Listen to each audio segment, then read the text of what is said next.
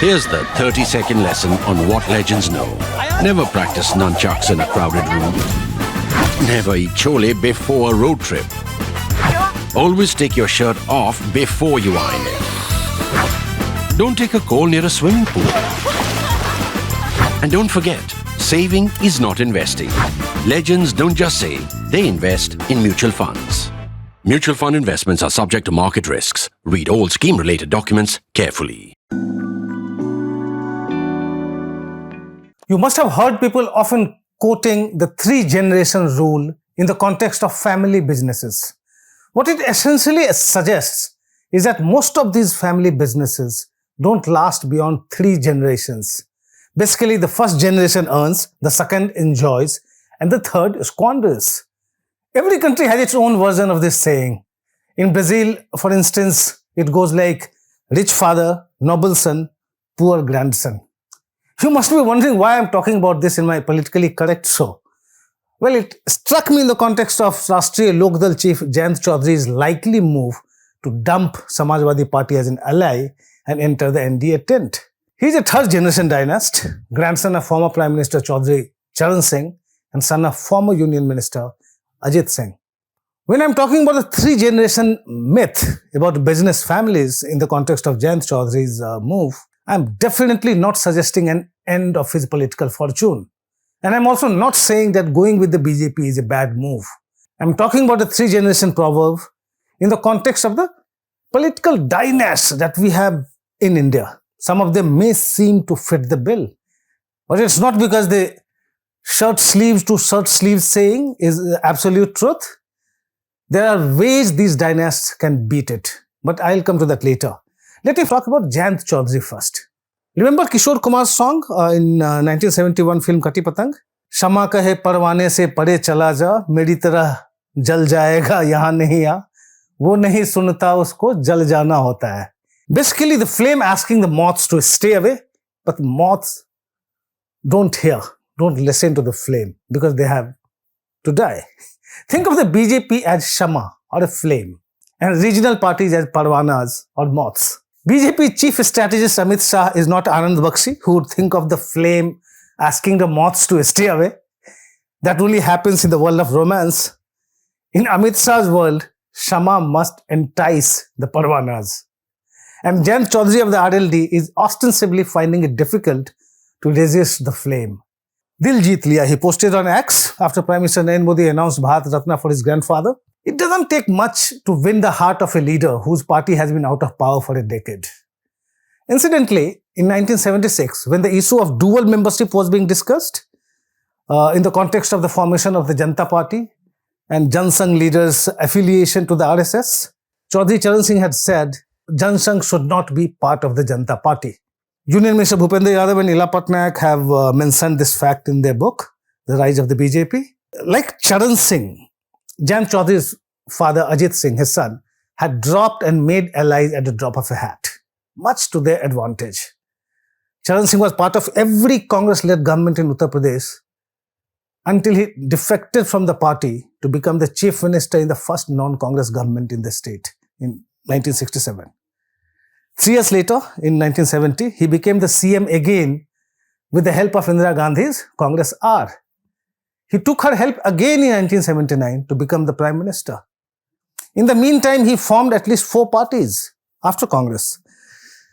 Bharatiya Kranti Dal, Janata Party Secular and Bharatiya Lok Dal. Ajit Singh served as a minister under 4 Prime Ministers, VP Singh, PV Narasimha Rao, Atal Bihari Vajpayee and Dr. Manmohan Singh. Ajit Singh, in fact, outdid his father when it came to forming new parties and alliances. Ajit Singh formed Lok Dal Ajit in 1987, only to merge it with the Janata Party the next year.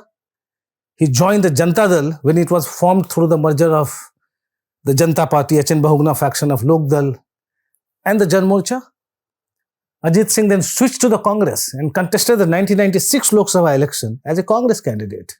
He quit the Congress the same year to form the Bharatiya Kisan Kamgar Party. 3 years later, in 1999, he formed the RLD that Jayant Chaudhary heads today. Look at the party's alliance strategy since then. With the Congress in 1999, with the BJP in the 2002 UP Assembly election, with SP in 2004 Lok Sabha polls, with BJP in 2009 Lok Sabha election, with Congress in 2012 UP Assembly and 2014 Lok Sabha polls, with SP and BSP in 2019 Lok Sabha election, and with SP in 2022 Assembly election.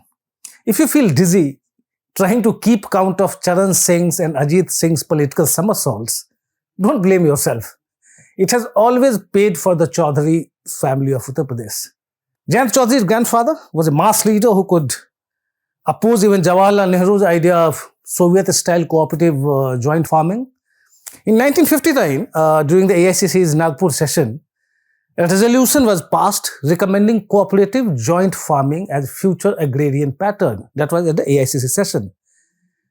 And the produce was to be shared partly based on labor rendered and partly in proportion to the land pooled. Charan Singh gave a rousing speech against it. In 1954, he wrote to Nehru suggesting that marrying outside one's caste should be a qualification for gazetted jobs.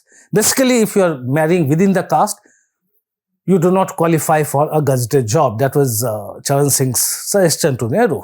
He became a peasant's icon for his role in the redemption of rural debts even before the independence, zamindari abolition and land reforms, among many other things. An article in India Today, January 1979 edition, quoted a retired revenue officer who had heard Charan Singh warning the Jats in a public rally, "If you vote for me because I am a Jat, go dump your votes where you like." I'm telling you all this just to show what a stalwart Charan Singh was. Ajit Singh obviously had big shoes to fill, but the legend of Charan Singh and the Mandal ka Mandal period in politics enabled him to stay afloat and make the best of it until the 2013 Muzaffarnagar riots. Every time I met Ajit Singh after that, two things always bothered him: the split in his Jat Muslim vote bank and the increasingly transactional nature of voters. He would also rue the fact that no new leaders were emerging because of the high commandist culture in parties and the personality cult, which made agitational politics on the ground, which propped up new leaders, completely outdated. Jan's father was a leader seeking solutions to these new complexities in politics when he succumbed to COVID in 2021. Where does it leave Jayant Chaudhary today?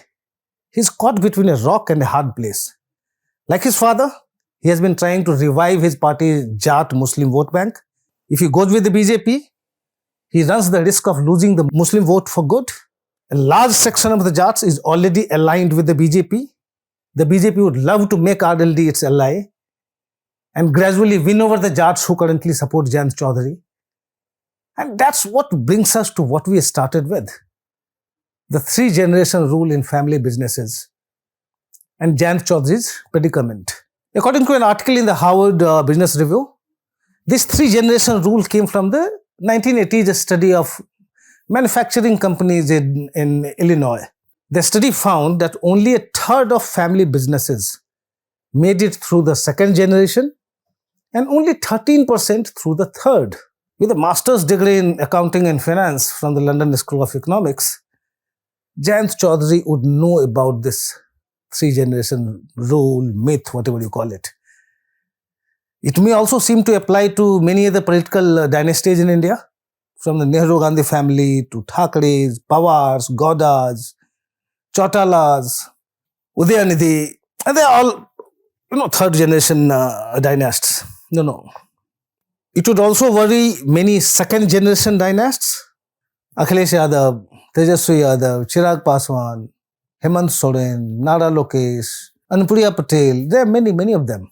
Politicians such as Naveen Patnaik, Y.S. Jagan Mohan Reddy, Conrad Sangma might probably console themselves with the fact that their fathers were in a different party, and so they should come in the category of 1st-generation political entrepreneurs. Meanwhile, 1st-generation leaders such as Mamata Banerjee, Arvind Kejriwal, E.K. Palaniswamy and Eknath Shinde would feel more secure. So are these 2nd or 3rd-generation dynasts and their parties, companies, businesses, doomed to fail? Is that a good enough reason for leaders like Jayant Chaudhary to make the best of what's on offer today? One doesn't know. The BJP, however, seems to be convinced. In the past decade or so, we have seen the BJP attempting hostile takeovers of dynast-ruled parties by either buying out or appropriating public shares. You may call them vote bank. For instance, Jats from the RLD, EBCs from the JDU, Dalits from the BSP. The BSP is not a dynast-controlled party yet. Vokaligas from the JDS, or even Yadavs from the SP and the RJD. In some cases, BJP has tried to buy out minority shareholders, like the Eknath Shinde faction of the Shiv Sena or the Ajit Pawar faction of the NCP. These aggressive strategies are forcing some promoters to reach an agreement with the BJP to survive in the short term. Some others, of course, remain defiant. So what are the options for second or third generation political dynasts like Jayant Chaudhary? Many, as suggested in an article in the 2021 Harvard Business Review I spoke about, the article said the three-generation rule could not be farther from the truth. On an average, the data suggests that family businesses last far longer than typical companies do. Indian political dynasts may want to read the Harvard Business Review article carefully. What did this article say? It said, rather than being obsessed with hitting quarterly earnings targets, as public companies are, family businesses tend to think in terms of generations, which allows them to take actions that put them in a better position to endure the tough times. At the heart of their success is a way of doing business that puts long-term survival above short-term benefits or profits. Family ownership brings a competitive advantage in situations that demand resiliency rather than rapid growth. That was Harvard Business Review article. And there are many such articles like this, almost suggesting similar things. This article goes on to cite many examples and studies to support its claim. I'm putting a link here if you also wish to read. Let me repeat what to me was the central point in the article. At the heart of their success is a way of doing business that puts long-term survival above short-term profits. The problem with political dynasts in India is their desperation for short-term gratification. Unlike the leaders of the BJP or RSS, who keep slogging for decades without even fixing a time frame for dividends. It's this resilience and patience that Indian dynasts do not seem to have. That's all from me in this episode of Politically Correct. Thanks for watching.